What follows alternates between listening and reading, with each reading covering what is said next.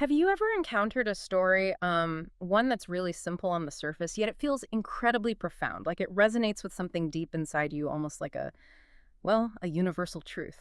Welcome to the deep dive. This is where we try to cut through all the noise and really get to the ideas that shape how we see things.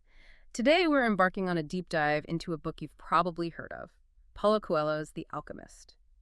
I mean, this book is everywhere, isn't it? Globally acclaimed. Oh, absolutely. It's a phenomenon. Yeah, and it's touched millions, crossing all sorts of cultural and language barriers with its message. It has this reputation, almost magical, like a quest for something big. It really does. So our mission today is to unpack what makes The Alchemist stick around, why it's so special.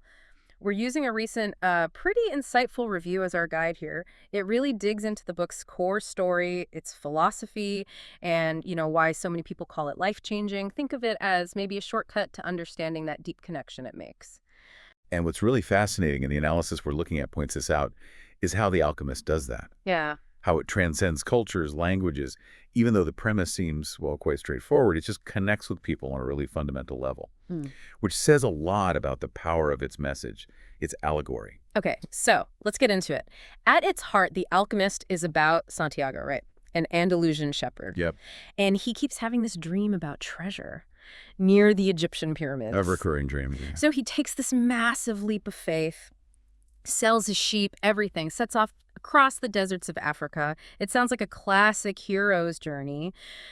But what our source material highlights is that the narrative isn't really about, complex plot twists. No, not at all. It's more like a canvas for these big, universal, philosophical ideas. Exactly. And the reviewer points out that this simplicity, almost like a fairy tale, is actually its greatest strength. It's not a weakness. It uses these universal archetypes, Yeah.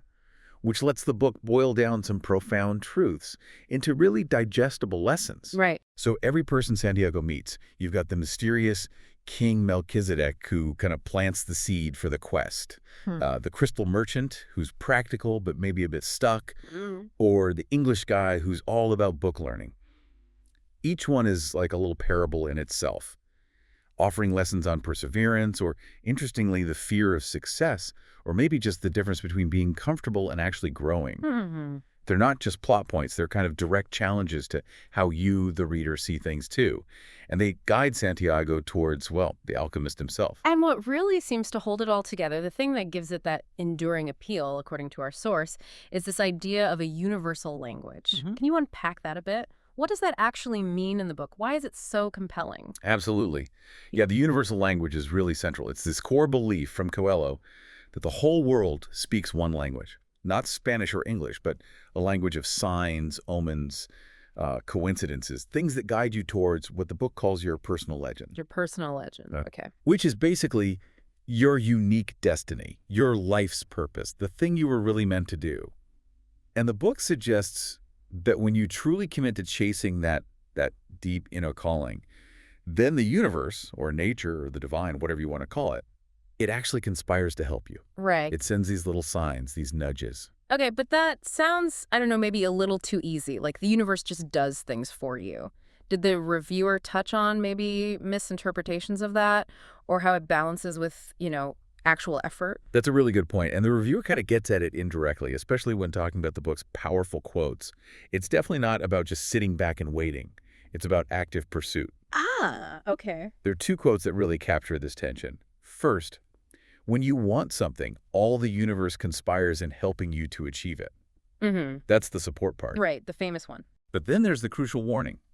Fear is an enemy that is more damaging than any other enemy. In Santiago, he faces loads of setbacks. The book really shows his resilience, his faith in the process. That, the reviewer argues, is actually more inspiring than a story just full of external plot twists. So it's about acting despite the fear. Exactly. Not waiting for the fear to magically disappear. You have to push through it. Okay, so we've established how it inspires people, how it connects across cultures. That's pretty clear. But, with any book this popular, there are bound to be different takes. What did our reviewer mention as potential, let's say, friction points for some readers? Well, one thing the review definitely highlights is that for some people, the book can feel too spiritual. Which isn't necessarily a negative thing, but it means if you're going into it expecting, lots of gritty action or really complex character arcs or stark realism, Mm. this might not be your book. The spiritual side shows up pretty overtly. Mentions of God, a big reliance on omens, mystical happenings, a very symbolic feel overall, which for some readers might feel a bit less grounded. The review describes it almost like a meditation you need to absorb slowly rather than, say, a fast-paced thriller you just race through. And related to that, I suppose, if you are looking for those plot twists we talked about, the actual story might seem quite straightforward, even predictable. Yeah, some readers definitely feel that. Predictable is a word that comes up. So how does the reviewer square that with the book's huge impact? Well, that's where the review offers a deeper perspective. It argues, pretty convincingly, I think, that the predictability isn't the point. What matters more is the journey Santiago takes. The transformation isn't just about getting to the pyramids, it's about everything that happens inside him along the way. The internal journey. Exactly. Mhm. The book is an allegory. Its simplicity, maybe even its predictability, is kind of deliberate.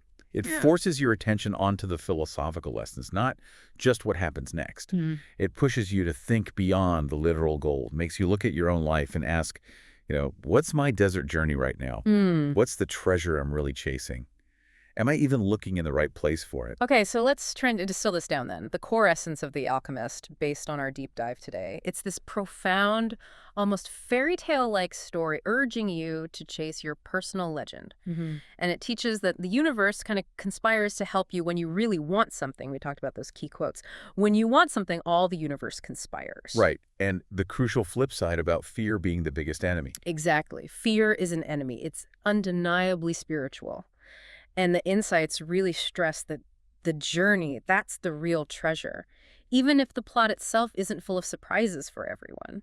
Well put. The process over the destination, in many ways. And the reviewer's verdict? Pretty high, marks 4.5 out of 5 stars.